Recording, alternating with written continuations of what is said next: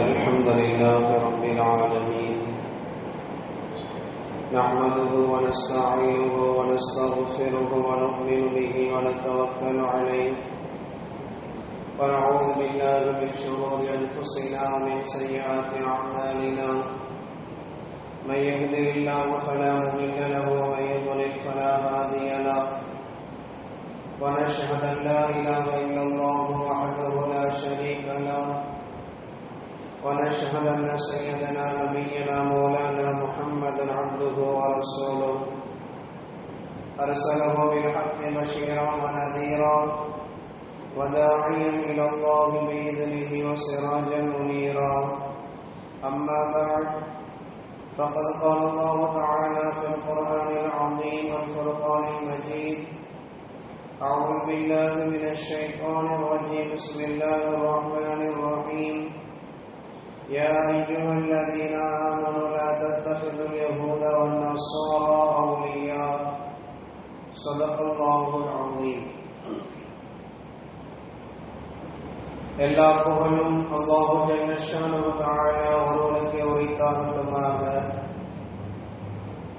நம்முடைய தூதர் முஹம்மது ரசூலுல்லாஹ் ஸல்லல்லாஹு அலைஹி வஸல்லம் அவர்களின் மீதும் அவர்களின் வழிவந்த சஹாபாக்கள், தாபிஈன்கள், தபஅத்தாபீன்கள், ஷுஹதாக்கள், சாலிஹீன்கள், நல்லோர்கள் நம் அனைவரின் மீதும் அல்லாஹ்வின் அன்பும் அருளும் கருணையும் என்றும் நிறைவாக உண்டாகட்டுமாக.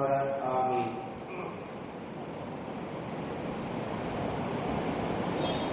அல்லாஹ் ஜல்ல ஷானஹு தஆலா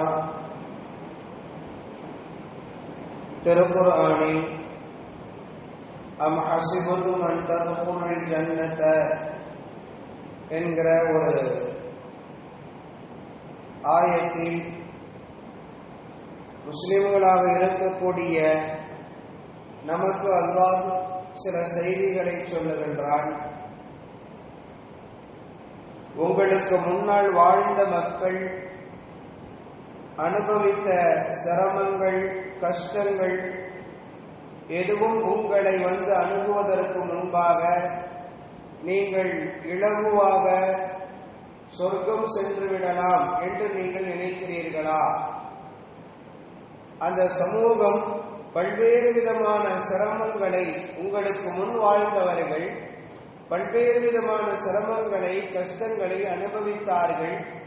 எந்த அளவிற்கு என்றால், மதா நஸ்ருல்லாஹ், அல்லாஹ்வின் உதவி எங்களுக்கு எப்பொழுது வரும் என்று அவர்கள் எதிர்பார்க்கக்கூடிய நிலைக்கு வந்தார்கள். அல்லாஹ்வினுடைய உதவி எங்களுக்கு எப்பொழுது வரும் என்று அவர்கள் எதிர்பார்க்கக்கூடிய அளவிற்கு கடுமையான சிரமங்களை எல்லாம் அனுபவித்தார்கள்.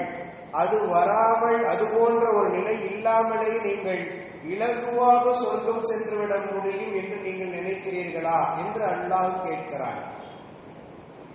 அல்லாஹ் திருக்குர்ஆனுடைய இந்த வசனத்தின் மூலம் நமக்கு சொல்லக்கூடிய செய்தி என்னவென்றால், முஸ்லிம்களாக இருக்கக்கூடிய நமக்கு வாழ்க்கையில் பல்வேறு விதமான சிரமங்கள், துன்பங்கள் ஏற்படத்தான் செய்யும்.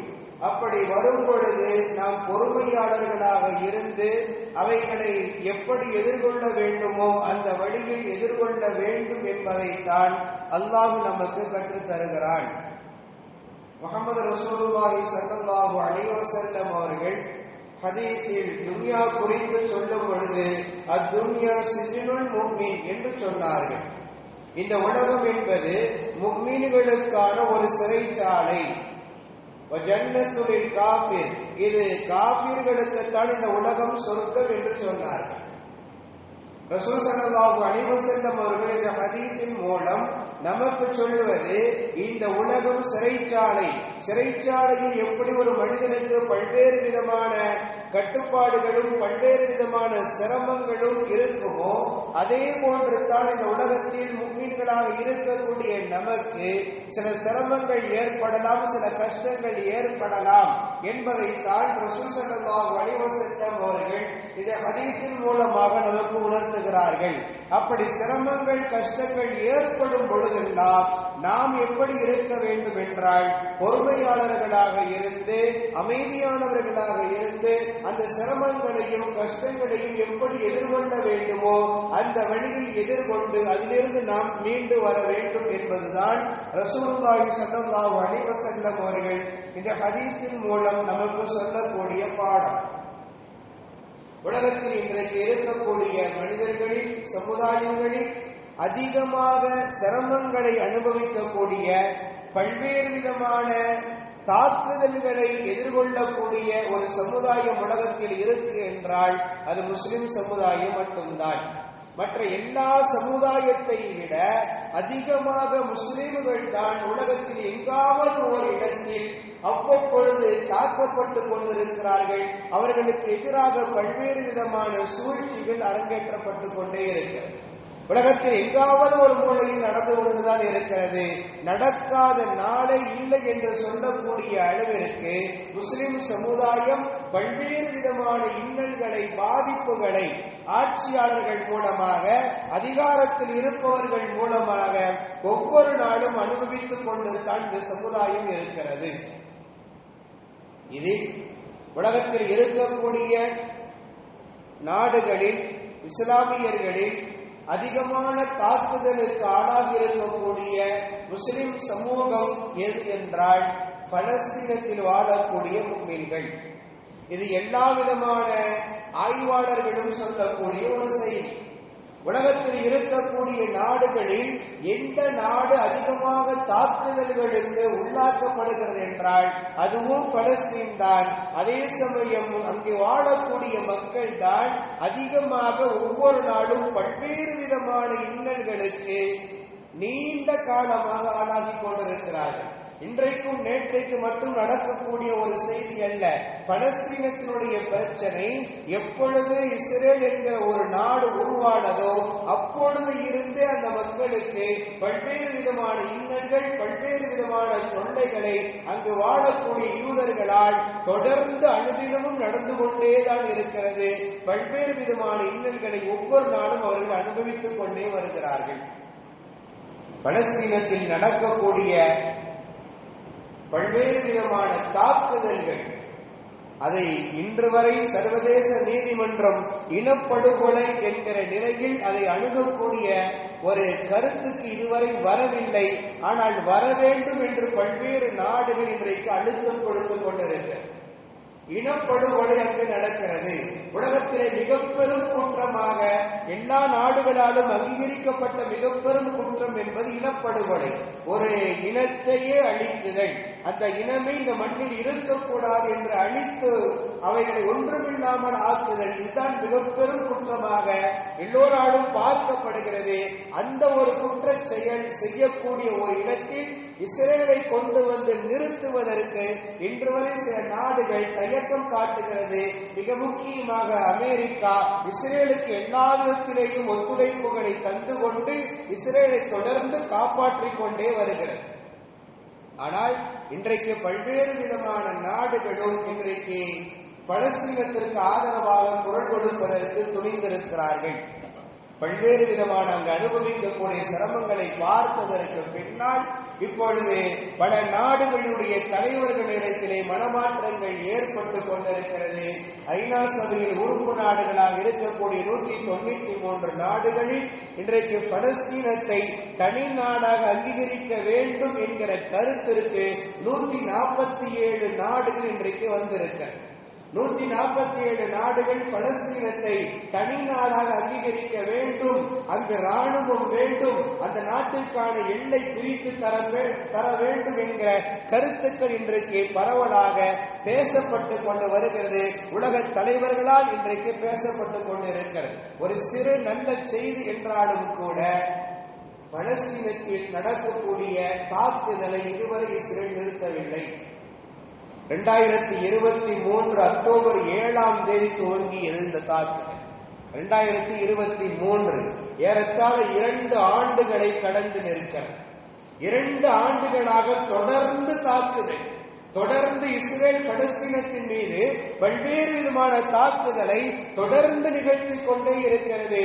இதை மற்றவர்கள், ஆய்வாளர்கள் இந்த தாக்குதலை எந்த நிலைக்கு கொண்டு வந்து நிறுத்தியிருக்கிறார்கள் என்றால், இனப்படுகொலை என்கிற இடத்திற்கு கொண்டு வந்து நிறுத்தியிருக்கிறார்கள். பலஸ்தீன மக்களை ஒட்டுமொத்தமாக அழிக்க வேண்டும் என்கிற திட்டத்தோடு செயல்படக்கூடிய ஒன்றைத்தான் இஸ்ரேல் செய்து கொண்டிருக்கிறது என்கிற கருத்தை பல்வேறு வல்லுநர்கள் இன்றைக்கு பரவலாக பேசிக் கொண்டிருக்கிறார்கள்.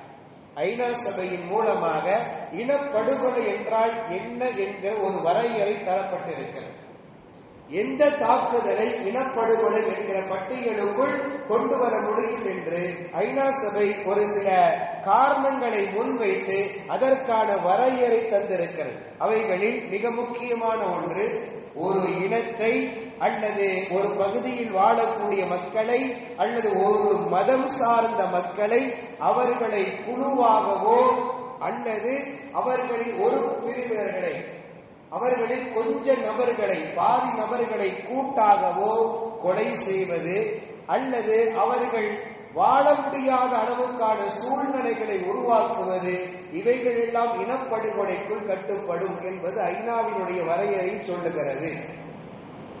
அவைகள் மிக முக்கியமான காரணமாக, ஒன்று, அங்கு வாழக்கூடிய மக்களை கொலை செய்வது, திட்டமிட்டு அங்கு வாழக்கூடிய மக்களை கொலை செய்வது. அதைத்தான் இன்றைக்கு இஸ்ரேல் பலஸ்தீன மக்களை திட்டமிட்டு கொலை செய்து கொண்டிருக்கிறது. இரண்டாவது காரணம், கடுமையாக உடல் ரீதியாகவும் அல்லது மன ரீதியாகவும் அங்கு வாழக்கூடிய மக்களுக்கு தீங்கை ஏற்படுத்துவது, இதுவும் இனப்படுகொலைக்குள் கட்டுப்படும். மூன்றாவது, அங்கு வாழக்கூடிய மக்களுக்கு மோசமான வாழ்க்கை சூழ்நிலைகளை உருவாக்குவது, மக்கள் வாழ முடியாத அளவுக்கான பல்வேறு விதமான சூழ்நிலைகள் செயற்கையாக அவைகளை ஏற்படுத்திவிடுதல். பிறப்புகளை தடுக்கிறது. பிறப்புகள், குழந்தைகள், அந்த ஒரு இனத்தில் குழந்தை பிறப்பை தடுப்பதற்கான வழிகள் என்ன செய்யப்படுகிறதோ அவைகளும் இனப்படுகொலைக்குள் கொண்டு வந்து நிறுத்தப்படும். அடுத்து, குழந்தைகளை வலுக்கட்டாயமாக வேறு மதத்திற்கோ அல்லது வேறு இடங்களுக்கோ அவர்களை மாற்றுவது, இவைகள் ஒரு இடத்தில் நடக்கிறது என்றால் அல்லது ஒரு மதத்தின் மீது நடக்கிறது என்றால் அல்லது ஒரு இடத்தில் ஒரு நாட்டில் நடக்கிறது என்றால் அதுவெல்லாம் இனப்படுகொலை என்று ஐநாவினுடைய வரையறை சொல்லுகிறது. இவைகள் அனைத்துமே இன்றைக்கு இஸ்ரேல் பலஸ்தீனத்தின் மீது செய்து கொண்டிருக்கிறது. அங்கு வாழக்கூடிய மக்களை கொள்கிறார்கள். சாதாரணமான மக்களை மட்டுமல்ல, குழந்தைகள் உட்பட எல்லோரையுமே திட்டமிட்டு கொலை செய்யப்படுகிறது. யதார்த்தமாக நடக்குதல் என்பது வேறு. ஆனால் அங்கு நடக்கக்கூடிய பிரச்சனை என்னவென்றால், திட்டமிட்டே கொலை செய்கிறார்கள். இது நாம் சொல்லக்கூடிய தகவல் அல்ல. சமூகம் சார்ந்தவர்கள் அந்த மண்ணுக்குள், பலஸ்தீன மண்ணிற்குள் சேவையாற்றுவதற்காக வேண்டி அங்கு என்ன நடக்கிறது என்பதை உலகத்திற்கு தர வேண்டும் என்பதற்காக வேண்டி சென்ற மீடியாக்களினுடைய தகவல்கள் நமக்கு அவைகளையெல்லாம் அழுத்தமாக சொல்லுகிறது. அமெரிக்காவினுடைய புகழ்பெற்ற மருத்துவராக இருக்கக்கூடிய மிமி என்று சொல்லக்கூடியவர் 18 குழந்தைகளை அவர் பார்வையிடுகிறார். இறந்து போன 18 குழந்தைகளை அவர் பார்வையிடுகிறார். பார்வையிட்டதற்கு பின்னால் சொல்லுகிறார், குழந்தைகளுடைய தலையிலும் நெஞ்சிலும் துப்பாக்கியினுடைய குண்டுகள் துளைக்கப்பட்டிருக்கிறது. குழந்தைகளுடைய தலையிலும் குண்டுகள் இருக்கிறது, துப்பாக்கியுடைய தோட்டாக்கள் இருக்கிறது, நெஞ்சிலும் குழந்தைகளுடைய துப்பாக்கியுடைய தோட்டாக்கள் இருக்கிறது. இது யதார்த்தமாக நடந்ததல்ல, குறிப்பாக்கப்பட்டு வேண்டுமென்றே குழந்தைகளை தாக்கப்பட்டிருக்கிறார்கள், வேண்டுமென்றே குழந்தைகள் குறிப்பாக்கப்பட்டு கொல்லப்பட்டிருக்கிறார்கள் என்பதை அமெரிக்காவுடைய மருத்துவர் சொல்லுகிறார். கலிபோர்னியாவினுடைய ஒரு மருத்துவர் சொல்லுகிறார், பல சிறுவர்களுடைய தலையில் சுடப்பட்டு இறந்திருக்கிறார்கள். கலிபோர்னியாவினுடைய பெரோசித்துவா என்று சொல்லக்கூடிய மருத்துவர், அவர் சொல்லக்கூடிய தகவல், பல சிறுவர்களுடைய ஜனாசாக்களை, சடலங்களை நான் பார்க்கிறேன். அந்த குழந்தைகள் எல்லாம் தலையில் சுடப்பட்டு இறந்திருக்கிறார்கள். இது யதார்த்தமாக நடந்ததல்ல, திட்டமிடப்பட்டு கொலை செய்யப்பட்டிருக்கிறது என்பது மருத்துவர்கள் நேரடியாக அவர்கள் சென்று பார்த்ததனுடைய தகவல்கள். இவைகள் எல்லாம் ஐநாவினுடைய சபை அறிவிப்பு என்ன தெரியுமா?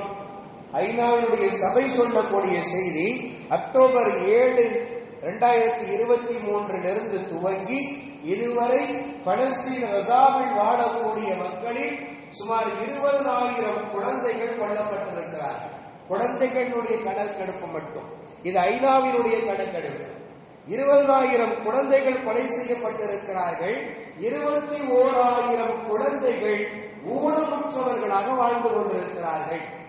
பல்வேறு விதமான காயங்களுக்கு ஆளாகி கைகள் இல்லாமல், கால்கள் இல்லாமல், அல்லது உறுப்புகள் சேதமடைந்து போய் கண் பார்வை இல்லாமல், காதுகள் இல்லாமல், இப்படி சுமார் 21,000 குழந்தைகள் இன்றைக்கு பலஸ்தீன மண்ணில் வாழ்ந்து கொண்டிருக்கிறார்கள்.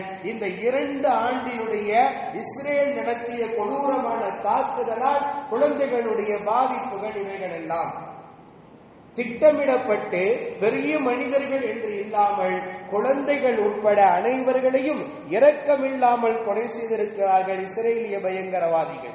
சேவ் த சில்ட்ரன் என்று சொல்லக்கூடிய சர்வதேச தொண்டு நிறுவனம், அதனுடைய தலைவராக ஆஷிக் என்று சொல்பவர் இருக்கிறார். அவர் சொல்லுகிறார், காசாவினுடைய குழந்தைகளுடைய நிலைகளை பற்றி ஐநா சபையில் அவர் பேசுறார். காசாவினுடைய குழந்தைகள் எந்த அளவுக்கு பாதிக்கப்பட்டிருக்கிறார்கள், அங்கு இருக்கக்கூடிய சிரமங்களை பற்றி அவர் பேசுகிறார். அவர் பேசும்போது கண்ணீர் மல்க அவர் சொல்லக்கூடிய வார்த்தை, காசாவில் இருக்கக்கூடிய பகுதியில் வாழக்கூடிய குழந்தைகள் பசியினால் அவர்கள் ஒவ்வொரு நாளும் மரணித்துக் கொண்டிருக்கிறார்கள். குண்டுகளால் மரணிக்குதல் என்பது ஒன்று, தாக்குதலால் மரணித்து போகுதல் என்பது ஒன்று. ஆனால் உணவுகள் இல்லாமல் பசியினால் ஒவ்வொரு நாளும் மரணித்துக் கொண்டிருக்கிறார்கள். எந்த அளவுக்கு என்றால் கடுமையான பசியினால் அவர்கள் அழுவது கூட அவர்களுக்கு தெரியல, அழுவதற்கு கூட அவர்களுக்கு சக்தி இல்லை. நான் போய் பார்க்கிறேன், அந்த குழந்தைகள் அழுவதற்கு சக்தி இல்லாமல் இருக்கிறார்கள். பேசுவதற்கு கூட உடல்ல ஆற்றல் இல்லை, பலம் இல்லை.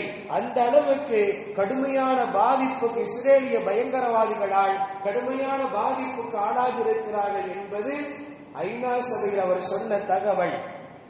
இந்த அளவுக்கு பல்வேறு விதமான பாதிப்புகளை இஸ்ரேல் பலஸ்தீனத்தின் மீது ஒவ்வொரு நாளும் நிகழ்த்தி கொண்டிருக்கிறது. இனப்படுகொலை அந்த மண்ணில் இருந்து முழுவதுமாக பலஸ்தீன மக்களை துடைத்தெறிய வேண்டும் என்கிற திட்டத்தோடு, இனிமேல் பலஸ்தீன் என்கிற ஒரு நாடு இந்த உலகத்தில் இருக்கவே கூடாது என்கிற சிந்தனையோடு கடுமையான மிக மோசமான விளைவுகளை இஸ்ரேல் பலஸ்தீன மண்ணில் ஏற்படுத்தி கொண்டிருக்கிறது. ஐநாவினுடைய விசாரணை குழுவின் தலைவராக இருக்கக்கூடிய நௌபி பல்ல என்பவர் கசாவினுடைய நிலை பற்றி ஐநா சபையில் அவர் பேசுகிறார். பேசும் பொழுது அவர் கடுமையாகவே பேசினார். இஸ்ரேல் செய்வது என்பது இனப்படுகொலை என்றே சொன்னார். இஸ்ரேல் செய்வது என்பது பலஸ்தீன மக்களுக்கு செய்யக்கூடிய அத்தனை கொடுமைகளும் என்னவென்றால் ஒரு இனப்படுகொலையை இஸ்ரேல் செய்து கொண்டிருக்கிறது. கசாவில் வாழும் பலஸ்தீனர்களுக்கு எதிராக இனப்படுகொலை செய்கிறது. பலஸ்தீன மக்கள் கொல்லப்படுவதும் பசியினால் மரணம் அடைவதும் ஒவ்வொரு நாளும் தொடர்ந்து கொண்டே இருக்கிறது. இன்றைக்கும் நேற்றைக்கும் அல்ல, தொடர்ந்து ஒவ்வொரு நாளும் செய்து கொண்டே இருக்கிறது. அந்த தாக்குதல் ஒவ்வொரு நாளும் நடந்து கொண்டே இருக்கிறது. இன்றைக்கும் தொடர்ந்து இப்பொழுது அமெரிக்காவினுடைய நியூயார்க் நகரத்தில் ஐநாவினுடைய மகாசபை கூட்டம் நடைபெற்றுக் கொண்டிருக்கிறது. இந்த மாதம் 29ஆம் தேதி வரை நடைபெற்றுக் கொண்டிருக்கிறது. அங்கும் இன்றைக்கு பல நாடுகளால் விவாத பொருளாக ஆக்கப்பட்டு பேசப்படுவது பலஸ்தீனத்தினுடைய பிரச்சனை. பலஸ்தீனத்தில் எப்படியாவது அமைதி திரும்ப வேண்டும், கசாவில் வாழக்கூடிய மக்களுக்கு அமைதி ஏற்பட வேண்டும் என்கிற சிந்தனையோடு இன்றைக்கு பல நாட்டு தலைவர்களும் தொடர்ந்து அங்கு பேசிக்கொண்டே இருக்கிறார்கள். நாம் சொல்ல வரக்கூடிய செய்தி என்னவென்றால், அந்த மக்கள் பல்வேறு விதமான சிரமங்களை ஒவ்வொரு நாளும் அனுபவித்துக் கொண்டிருக்கிறார்கள். அவர்கள் நம்மில் ஒருவர், நம் சமூகம் சார்ந்தவர்கள். பலஸ்தீனத்தில் வாழக்கூடிய முஸ்லிம்கள் நம்மில் ஒருவர், நம் சமுதாயம் சார்ந்தவர்கள். அவர்களை ஒரு ரோல் மாடலாக நாம் எடுத்துக் கொள்வதற்கு கடமைப்பட்டிருக்கிறோம். எந்த விஷயத்தில் தெரியுமா? அவர்களுக்கு இருக்கக்கூடிய பலமான ஈமான், அவர்களுக்கு இருக்கக்கூடிய பலமான இஸ்லாம். இவ்வளவு சிரமத்திற்கு பின்னாலும் ஒவ்வொரு நாளும் அவர்கள் இந்த மார்க்கத்தினுடைய செயல்களை முறையாக செய்கிறார்கள், முறையாக கடைபிடிக்கிறார்கள். எந்த விதமான தொய்வுகளும் அங்கு இல்லை. ஆச்சரியப்படுகிறார்கள். சென்று வந்தவர்கள், பார்த்து வந்தவர்கள் ஆச்சரியப்படுகிறார்கள். எப்படி இவ்வளவு பெரிய ஒரு பாதிப்பு காலாகி கொண்டிருக்கக்கூடிய சூழ்நிலையிலும் அவர்கள் மார்க்கத்தை கொஞ்சமும் தள்ளி வைக்கவில்லையே, மார்க்கத்தின் தொடர்போடு அவர்களால் எப்படி பயணிக்க முடிகிறது என்கிற ஆச்சரியம் பல நாட்டு தலைவர்களுக்கும் அங்கு சென்று வந்த பல பிரபலங்களுக்கும் பல்வேறு விதமான ஆச்சரியங்களை ஏற்படுத்துகிறது. 2023 பின்னால் இஸ்ரேல் பலஸ்தீனத்தின் மீது போர் தொடுத்த இந்த நிகழ்வுக்கு பின்னால் ஏற்பட்டிருக்கக்கூடிய பல்வேறு விதமான காரணங்களில் ஒன்று, அந்த மக்களின் ஈமானை பார்த்து, அந்த மக்களுடைய பலமான அந்த நம்பிக்கையை பார்த்து பல பிரபலங்கள் இஸ்லாத்தை ஏற்றுக்கொண்டிருக்கிறார்கள். அவங்க சொன்ன காரணங்கள் வேறு எதுவும் இல்லை. அவர்கள் சொன்ன காரணம் என்ன தெரியுமா? நாங்கள் பலஸ்தீன மக்களை பார்க்கிறோம், இவ்வளவு சிரமங்களை அனுபவித்தது கொண்டும் அவர்கள் எப்படி மார்க்கத்தோடு அவர்களுடைய அந்த மத கோட்பாடுகளோடு அவர்களால் வாழ முடிகிறது என்று எங்களுக்கு பெரும் ஆச்சரியம். எங்களுக்கு எது விடையாக கிடைத்தது என்றால், அவர்கள் குர்ஆனோடு தொடர்பில் இருக்கிறார்கள் என்கிற செய்திகளை நாங்கள் அறிந்த பொழுது அந்த குர்ஆனை படிப்பதற்கு ஆரம்பித்தோம். நாங்கள் ஆரம்பித்தோம்.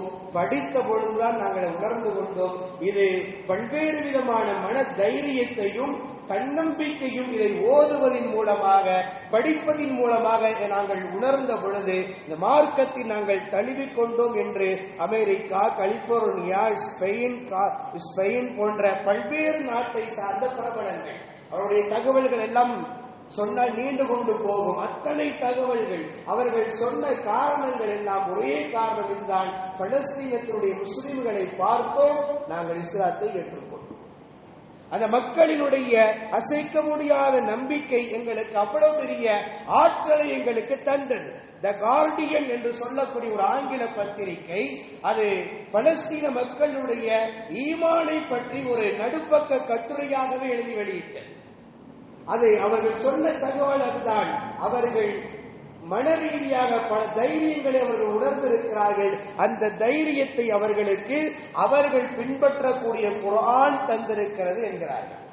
அவர்கள் பின்பற்றக்கூடிய அந்த குர்ஆன் அவர்களுக்கு அவ்வளவு பெரிய தைரியத்தையும் தன்னம்பிக்கையும் கொடுத்திருக்கிறது என்று த கார்டியன் என்று சொல்லக்கூடிய ஒரு ஆங்கில பத்திரிகை கட்டுரை வெளியிட்டிருக்கிறது. சமீபத்தில் கசாவில் இவ்வளவு பிரச்சனைகள், எவ்வளவோ சிரமங்களை அனுபவிக்கக்கூடிய அந்த மக்கள் கடந்த 15ஆம் தேதி, இதே மாதம் 15ஆம் தேதி கசாவில் ஒரு நிகழ்வு நடக்கிறது. என்ன நிகழ்வுனா, ஹாஃபிழ்களுக்கான போட்டி, குர்ஆனை மனனம் செய்த ஹாஃபிழ்களுக்கான போட்டி அங்கு நடக்கிறது.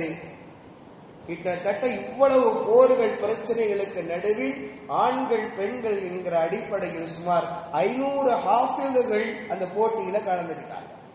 கடந்த 15ஆம் தேதி நடந்த நிகழ்வு திங்கட்கிழமை. 500 ஹாஃபிழ்கள் அந்த போட்டியிலே கலந்து கொள்கிறார்கள். அத்தனையும் குர்ஆனை மனனம் செய்த ஹாஃபிழ்கள்.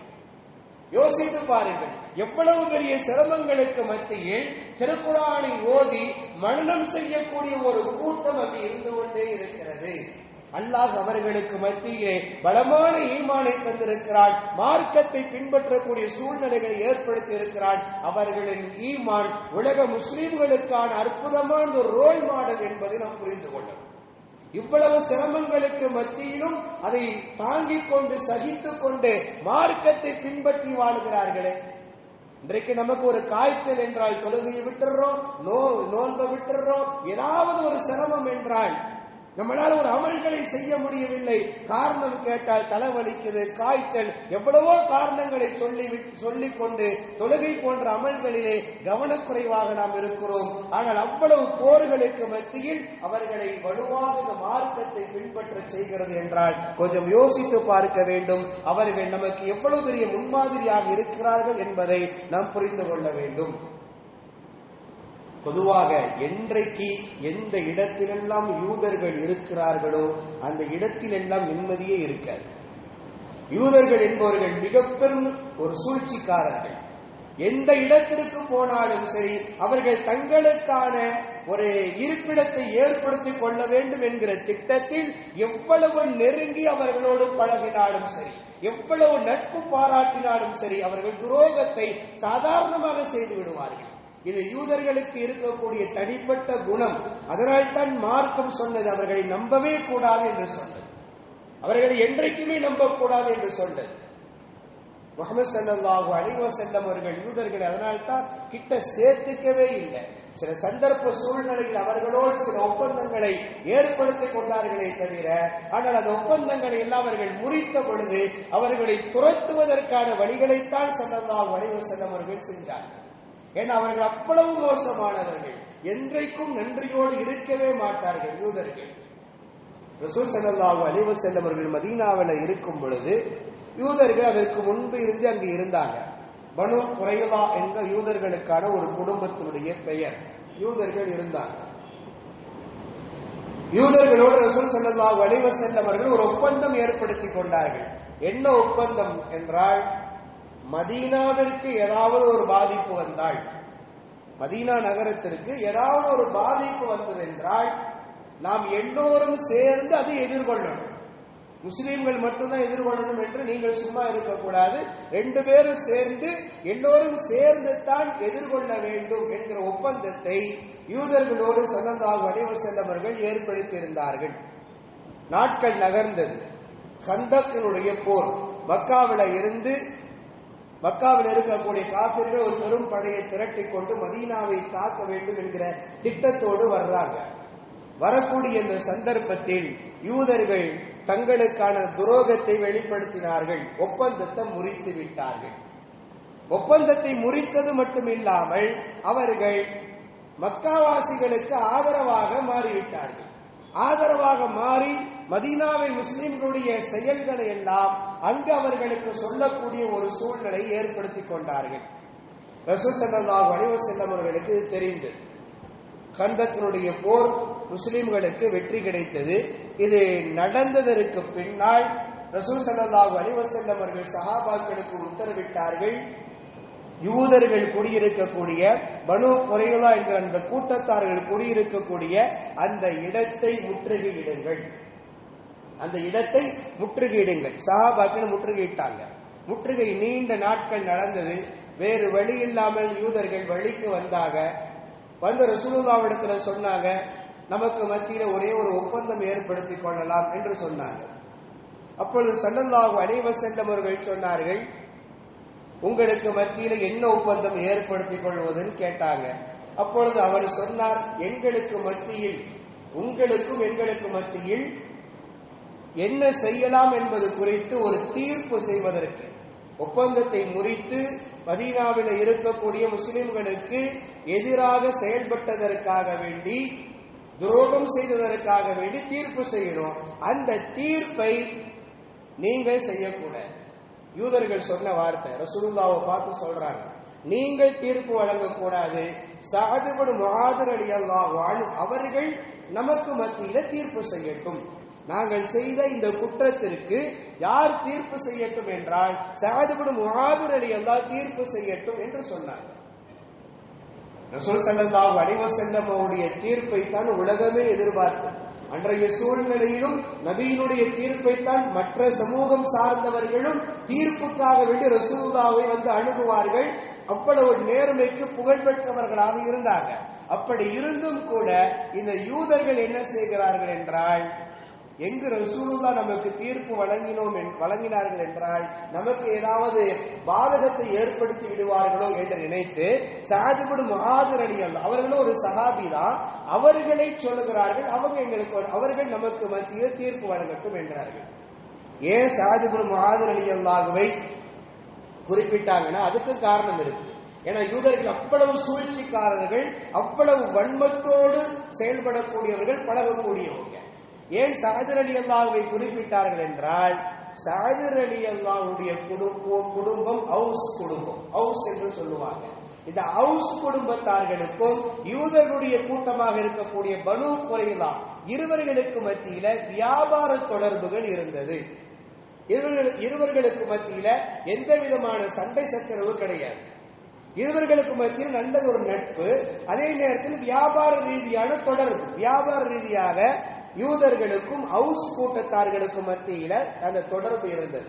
அதனால் அவுஸுடைய குடும்பத்தை சார்ந்த சஅத் ரலியல்லாஹு நமக்கு தீர்ப்பு செய்தார்கள் என்றால் நமக்கு சாதகமாக தீர்ப்பு வழங்குவாங்க அப்படி என்பது யூதர்களுடைய நம்பிக்கை. அதனால யூதர்கள் என்ன செய்யறாங்கன்னா சஅத் ரலியல்லாஹு தீர்ப்பு செய்யணும்னு சொன்னாங்க. சரி என்று இது நடந்ததெல்லாம் சஅத் ரலியல்லாஹுவுக்கு தெரியாது. அவர்கள் ஒரு காயம் ஏற்பட்டதுனால அவங்க ஓய்வுல இருந்தார்கள். அந்த செய்தி அவர்களுக்கு சொல்லப்பட்டது. சஅத் ரலியல்லாஹு அழைத்து வரப்பட்டாங்க. தீர்ப்புக்காக வேண்டி வந்தாங்க. சஅத் ரலியல்லாஹு அன்ஹு யூதர்களுக்கு மத்தியில நின்றார்கள். ரசூல் ஸல்லல்லாஹு அலைஹி வஸல்லம் அவர்களும் இருந்தாங்க. சஅத் நீங்களே தீர்ப்பு செய்யுங்கள் என்று அனுமதி கொடுத்தாங்க. சஅத் ரலியல்லாஹுக்குள்ள உள்ளுக்குள்ள ஒரு பயம். என்ன பயம்னா அல்லாஹ் ரசூலுக்கு மாற்றமாக நாம் தீர்ப்பு செய்து விடக்கூடாது. அல்லாஹ் ரசூலுக்கு மாற்றமாக நம்ம ஏதாவது தீர்ப்பு செய்து விட்டோம் என்றால் அது பெரும் குற்றமாக மாறிவிடும் என்கிற அச்ச உணர்வும் சஅத் ரலியல்லாஹுக்குள்ள இருக்கு. அதே நேரத்தில் சஅத் ரலியல்லாஹுவை பனூ குறைலா குடும்பத்தார் கோத்திரத்தார்களும் யூதர்களும் அவர்களுடைய குடும்பமாக இருக்கக்கூடிய அவுஸ் கூட்டத்தார்களும் வார்னிங் பண்ணி எச்சரிக்கை பண்ணி அனுப்புறாங்க. நீங்க பார்த்து தீர்ப்பு சொல்லுங்க. ஏன்னா அவங்களுக்கு நமக்கும் வியாபார ரீதியாக நல்ல நட்பு இருக்கு, தொடர்பு இருக்குது. அதனால எந்த விதமான பாதிப்பும் அவர்களுக்கு ஏற்பட்டு விடக்கூடாது என்கிற கருத்துல இவர்களும் சொல்லி அனுப்புகிறார்கள். சஅத் ரலியல்லாஹு அன்ஹு அவர்கள் வந்தார்கள். யூதர்களுக்கு மத்தியிலே தீர்ப்பு செய்தார்கள். அழகாக தீர்ப்பு செஞ்சாங்க.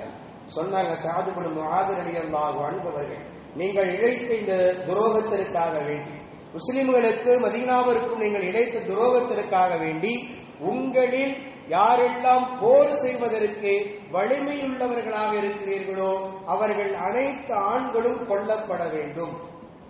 போர் செய்வதற்கு வலிமைய உள்ள ஆற்றல் உள்ள யூதர்களுக்கு தீர்ப்பு செய்கிறாங்க. அத்தனை ஆண்களும் கொல்லப்பட வேண்டும். யூத சமுதாயத்தில் உள்ள குழந்தைகளும் பெண்களும் கைதிகளாக பிடிக்கப்பட வேண்டும் என்று சஅத் இப்னு முஆத் ரலியல்லாஹு அன்ஹு அவர்கள் யூதர்கள் எதிர்பார்த்ததற்கு மாற்றமாக தீர்ப்பு வழங்குகிறார்கள். ரசூல் ஸல்லல்லாஹு அலைஹி வஸல்லம் அவர்கள் இந்த தீர்ப்பை கேட்டதற்கு பின்னால் ரசூலுல்லாஹ் சொன்னாங்க, லகத் ஹகம்த ஃபீஹிம் பிஹுக்முல்லாஹ் மின் ஃபௌகி சப்அ ஸமாவாத். சஅத் ரலியல்லாஹுடைய தீர்ப்பை பார்த்த ரசூலுல்லாஹ் புகழ்ந்து சொன்னார்கள், சஅதே நீங்கள் தீர்ப்பு வழங்கி இருக்கிறீர்கள். எப்படிப்பட்ட தீர்ப்பு தெரியுமா? 7 வானங்களுக்கு அப்பால் இருக்கக்கூடிய அல்லாஹ் இவர்களுடைய விஷயத்தில் என்ன தீர்ப்பை வழங்கினானோ அந்த தீர்ப்பையும் நீங்கள் வழங்கியிருக்கிறீர்கள். அல்லாஹ் என்ன தீர்ப்பை இவர்களுக்கு கொடுக்க வேண்டும் என்று நினைத்தாலோ அதே தீர்ப்பை நீங்கள் வழங்கியிருக்கிறீர்கள் என்று சஅத் ரலியல்லாஹு அன்ஹு அவர்களை ரசூல் ஸல்லல்லாஹு அலைஹி வஸல்லம் அவர்கள் புகழ்ந்தார்கள். இது நாம் எதற்காக வேண்டி சொல்லுகிறோம் என்றால் யோசித்து பார்க்கணும். யூதர்கள் எந்த காலத்திலும் சரி, இன்றைக்கும் நேற்றைக்கும் அல்ல, ஆதி காலம் முதற்கொண்டு அவர்கள் முஸ்லிம்களுக்கு துரோகிகளாகவே இருந்திருக்கிறார்கள். முஸ்லிம்களுக்கு பல்வேறு விதமான வஞ்சக வலைகளை விரித்து நம்ப வைத்து ஏமாற்றி இருக்கிறார்களே தவிர ஒரு பொழுதும் அவர்கள் எந்த காலத்திலும் நன்மைகள் செய்ததே இல்லை. எனவே இன்றைக்கு மத்திய கிழக்கு பகுதியில் இருக்கக்கூடிய அந்த இஸ்ரேல் என்கிற நாடு என்றைக்கு உலக வரைபடத்தில் இல்லாமல் போகிறதோ அன்றைக்குத்தான் இந்த உலகத்திலே அமைதி என்பது திரும்பும். அதுவரை அமைதியை இந்த மண்ணிலே பார்க்கவே முடியாது. யூதர்கள் இருக்கிற காலம் வரை, யூதர்களுக்கு அவர்கள் தங்களுக்கான ஒரு இருப்பிடத்தை ஏற்படுத்திக் கொண்டு இருக்கிற காலம் வரை இந்த உலகத்தில் அமைதி என்பது ஏற்படவே முடியாது. எங்கு இருந்தாலும் சரி அவர்கள் தங்களுக்கான வஞ்சகத்தை செய்து கொண்டேதான் இருப்பார்கள். அதற்கான என்ன விலை வேண்டும் என்றாலும் கொடுப்பார்கள். அதை தொடர்ந்து செய்து கொண்டே இருப்பார்கள். இது யூதர்களுடைய குணம். நாம் இன்றைய சூழ்நிலையில் அங்கு வாழக்கூடிய மக்களுக்காக வேண்டி துஆ செய்வதற்கு கடமைப்பட்டிருக்கிறோம். கஸாவில் வாழக்கூடிய மக்களினுடைய நலனுக்காக வேண்டி அவர்களுக்கு பல வழிகளில் நம்மளால் என்ன செய்ய முடியுமோ அத்தனை வழிகளில் துஆ செய்வதற்கு கடமைப்பட்டிருக்கிறோம். மிக முக்கியமாக தமிழ்நாடு முழுவதும் தமிழ்நாடு ஜமாத் உலமா சபையினுடைய அறிவுறுத்தலின் அடிப்படையில் எல்லா இமாம்களுக்கும் ஒரு சுற்றறிக்கை அனுப்பப்பட்டிருக்கிறது. ஒவ்வொரு நாளும் ஃபஜ்ருடைய தொழுகையில் குனூத்தை நாசிலாவை ஓதி ஆபத்து காலங்களில் முஸ்லிம்களுக்கு பல்வேறு விதமான சிரமங்கள் ஏற்படக்கூடிய காலங்களில் ரசூல் ஸல்லல்லாஹு அலைஹி வஸல்லம் அவர்கள் ஓதிய ஒரு குனூத், ஃபஜ்ருடைய தொழுகையில் இரண்டாவது ரக்அத்தில் ருக்குவுல இருந்து எழுந்ததற்கு பின்னால் எழுந்து நின்று கொண்டு அவர்களுக்காக வேண்டி முஸ்லிம்களுக்கு ஆதரவாகவும் யார் எதிரிகளாக இருக்கிறார்களோ அவர்களுக்கு எதிராகவும் பத்வாவுடைய அடிப்படையில் துஆ செய்வது நபியினுடைய வழமையான ஒன்று. அதன் அடிப்படையில் தமிழ்நாடு முழுவதும் ஓதப்படக்கூடிய ரபீல் ஆஹிர் மாதம் இந்த ஒரு மாத காலம் ஓத வேண்டும் என்கிற அறிவுறுத்தல் தரப்பட்டிருக்கிறது. இன்ஷா அல்லாஹ் நமது பள்ளியிலும் நாளை ஃபஜ்ர் முதல் கொண்டு இன்ஷா அல்லாஹ் ஓதப்படும். அதே போன்று வரக்கூடிய 2ஆம் தேதி வியாழக்கிழமை ஒரு நாள் அந்த மக்களுக்காக வேண்டி, கசாவில் வாழக்கூடிய அந்த மக்களுக்கு நலனுக்காக வேண்டி ஒரு நாள் தமிழ்நாடு முழுவதும் நோன்பு வைத்து, ஆண்கள் பெண்கள் குழந்தைகள் என்ற அனைவர்களும் நோன்பு வைத்து அவர்களுக்காக வேண்டி துஆ செய்ய வேண்டுமாறும் அன்போடு இந்த நேரத்தில் கேட்டுக்கொள்ளப்படுகிறது. அல்லாஹு தஆலா அங்கு வாழக்கூடிய அந்த மக்களுக்கு நிம்மதியை வெகு விரைவில் ஏற்படுத்தி தருவானாக. அங்கு வாழக்கூடிய அந்த மக்களுக்கு பலஸ்தீன் என்கிற தனி நாடு வெகு விரைவில் உருவாகக்கூடிய சூழ்நிலையும் அல்லாஹ் ஏற்படுத்தி தருவானாக. ஆமீன். வாஹிர் தஅவானா அல்ஹம்துலில்லாஹி ரப்பில் ஆலமீன். அஸ்ஸலாமு அலைக்கும் வரஹ்மத்துல்லாஹி வபரகாத்துஹு.